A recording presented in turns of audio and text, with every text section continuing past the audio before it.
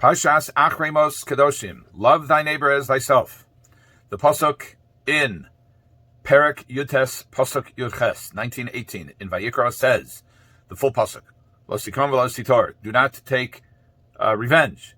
Do not bear a grudge, es b'nei amecha, towards the children of your people. V'ohavta l'reacha kamocha. You should love your neighbor as yourself, your friend as yourself. Ani Hashem, I am God.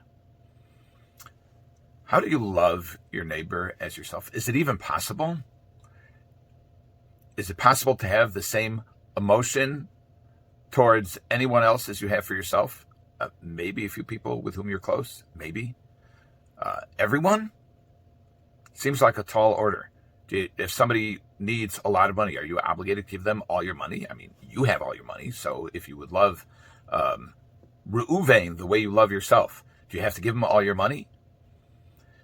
Do you have to prefer him for anything because you prefer yourself for anything? Well, not only is it a very tall order and likely impossible to do that with everyone, with all fellow Jews, but we know that Rabbi Akiva, who cites this verse as Klal Gadol b'Torah, it is a general rule, a big general rule in the Torah.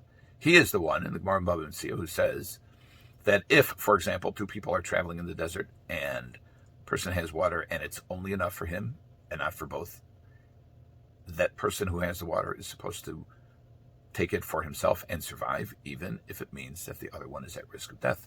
Why? Chayecha v'chayei chavercha chayecha kodmin. As to any individual, his life takes precedence over everyone else's life. So we see explicitly that an individual, both naturally and al pi halacha, bottom line, he prefers himself and he is supposed to prefer himself. So what does it mean, v'ahavta l'reacha kamocha? What does it mean that you are the standard? Your love for yourself is the standard for others. So not surprisingly, many Meforshim ask this. Among them is the Ramban. Now the Ramban characterizes v'ahavta l'reacha kamocha as haflaga. Haflaga means exaggeration or overstatement. But he follows that up with an explanation that really doesn't rely on this as an overstatement so much as you need to understand, he says, what we mean by loving someone else. And he notes that it doesn't say v'ahavta es reacha kamocha. You should love your neighbor as yourself, but rather v'ahavta le reacha kamocha, to your neighbor. What does that mean? Means, says the Ramban, and this is based on halachic sources also, reflected in the Rambam and other places, that you should be mindful of his needs, of someone else's needs. And just as you would want something, you should be sensitive to the desire of your friend or of another Jew, generally. So the Rambam, for example, in Hilchos Deios, says it's a mitzvah for every person to love each and everyone from Israel as he loves himself. Es gufo, himself. It could be translated as his body, but it really means himself. As it says, and therefore, he has to sing his praises. He has to show concern for his, meaning his friends or another's, financial well-being. He should be protective or mindful of someone else's honor the way he would be mindful of his own honor. And someone who aggrandizes himself at the expense of another has, very harsh here, has no chelik in olam haba. He has no place in the world to come. What we're talking about is a profound level of empathy. It does not mean that one must prefer another person over himself. It does mean that one must be sensitive. All Jews must be sensitive to the needs of others. And the standard is, what would you want?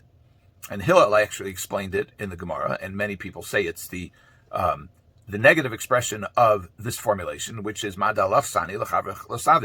what is hateful to you, don't do to your friend. In other words, think about what he must be feeling.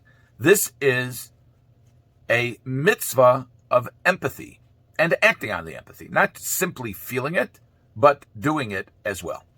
Now, the Hk'sav V'hakabalah has a laundry list of things to do. He says, number one, he should act towards his friend, so his friend understands that he really likes him and that he treats him with kavod, and he is concerned about my well-being, and he is sympathetic when I suffer, and he greets me with sever panim yafos, with a delighted face, countenance when he sees me, and he is dan l'kavschus.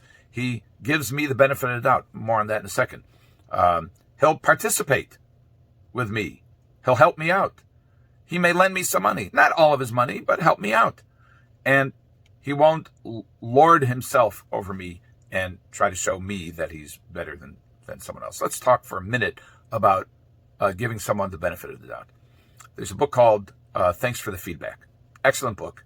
It's about how to accept criticism, even if it's not given to you in the best of ways. And this is one of the Memches Dvarim Shator Niknes Bohem. It's one of the 48 ways of Kinyan Torah, of acquiring Torah, and that's Ohev Esatochachos, loving correction. It's a tall order. Many of these are. And the authors, this is not a particularly, the concept is a Jewish concept, but these are, the authors are two members of the Harvard Negotiation Project. And they write, and the book is based on research and data, and they write that it is generally the case that when someone is late for a meeting, for example, the people who are there on time tend to view the person who comes late as either inconsiderate or undisciplined, not mindful, disorganized, etc. They see a flaw in the individual. The individual himself, on the other hand, attributes his lateness not to a fundamental character flaw, but rather to circumstances. Traffic, there's an accident, backup, I had to change the kid's diaper, I had to feed them breakfast, babysitter didn't show up, alarm clock didn't go off on time, change the clocks, power outage, whatever it is, it's circumstances that caused me to behave in a way that neither I nor the others would have wanted me to behave. Not a fundamental flaw, defect in my character, but rather circumstances. The obligation of heavy done eskala adam l'kavschus, to give people the benefit of the doubt, is to use the same standard that one uses for oneself when evaluating the behavior of others. So that we don't say that when somebody does something which could be viewed as a fundamental flaw, we are encouraged not to view this person as being inherently defective, but rather that there are circumstances that give rise to that kind of behavior. We actually see a similar formulation concerning the love of the convert in the same chapter 19, Pasuk Lamed Daled 34. The Torah says, "Ke'ezrach mikem yeh lachem ager." The convert shall be treated just like a natural-born citizen. Hager hagoritchem ve'ohavta lo kamocha. You should love him as you love yourself. And then the Torah adds, Kigerim hiyisem be'eretz Mitzrayim, because you were strangers in the land of Egypt. Ani Hashem Elokechem, I am the Lord your God. And once again, one can ask the same questions that we asked earlier about the standard. How can you love someone as yourself? And the answer is, it depends on how you treat him. But here, the Torah gives an additional rationale, which is Kigerim hiyisem be'eretz Mitzrayim, because you were strangers in the lands of Egypt. Well, so what? So what? You were strangers in the lands of Egypt, so you should love the stranger.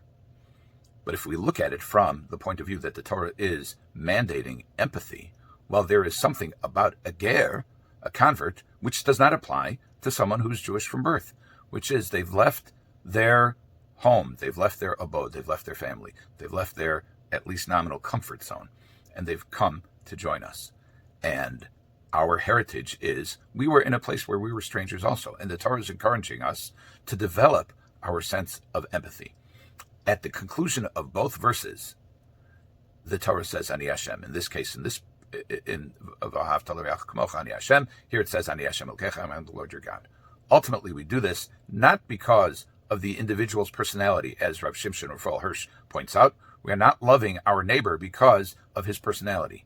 We are loving our neighbor because the Almighty wants us to. We are loving the convert because the Almighty wants us to. And ultimately, loving our neighbor, loving our friend, loving the convert is a manifestation of Ritzon Habori, of the desire of the Almighty, that we be expansive and inclusive in who we care about, and that is our entire community. We are urged, commanded, to develop our sense of empathy and our care for others. Have a good Shabbos.